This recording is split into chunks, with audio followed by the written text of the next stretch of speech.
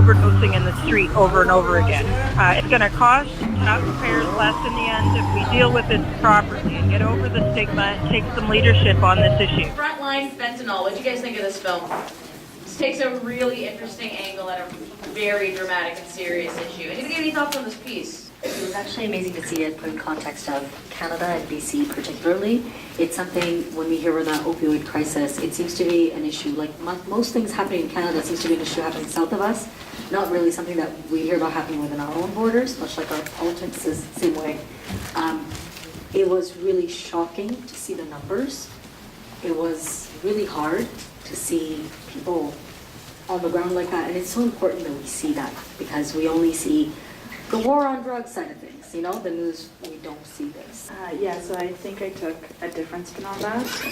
It was a very emotional look, but I didn't get as much information as I wanted to about the drug itself. I thought there was a lot more, like there were different themes running through it, and I definitely didn't feel fentanyl being like the super main theme. It was drug use and injection sites, but not necessarily fentanyl, and I missed that piece. I would have appreciated more of that. Yeah, they actually only have one little section where they talk about, fentanyl is cheaper than heroin and way, way stronger and then way, way more deadly. And they only touch upon it in a corner, but they actually, I like that they go full circle with like a lot of the volunteers acknowledge that they have actively participated in this and they're giving back, or they're trying to do right by what's happened to them. Take 100 grams of fentanyl, that will make 10 keys of street level heroin. Well, that animated part in the middle was very effective, because when you start throwing a lot of numbers and statistics at people, their eyes kind of glaze over.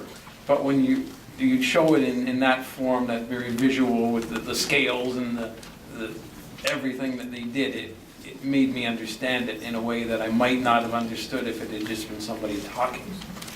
So that was very well done, that part. You know how all the feathers have the names of someone, and that one feather said all of my relations? That was like the really moment for me. What I missed was sort of why the rest of the public doesn't see it as much of an issue.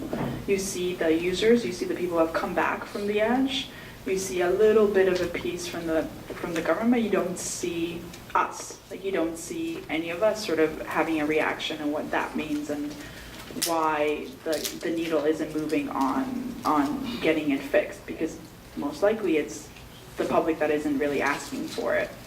So, yeah. Interesting point. I have a criminology degree, and one of the things that they taught us was that it's a lot about a sight of the mind. You keep the people you don't want to see somewhere else, and then we don't think about them. To kind of just speak to that, when I was in BC, I didn't know at the time what I was looking at was potentially half the crowd on fentanyl. But when I was there, that part of town, that downtown part, it's littered with people that are half left their body. They are not there. It's littered. Like you walk out of a restaurant, a Chinese restaurant, literally on the other side of the sidewalk, there's a pimp and a sex worker out in the middle of the day. This is in the middle of the day in that part of Vancouver. So part of, I think, why maybe people also ignore it is they're almost desensitized to it. It's kind of, there's parts of Toronto where we walk by and we see people in similar states and we just go, this is Hooker Harvey's area, walk past. I think that has a lot to do with it. Yeah, there could be a level of acclimation. People get used to things and they stop seeing what's right in their backyard. And that's what this movie, or what this film does such a good job at, going, we're picking up 300 needles a day. And 4 people a day are dying.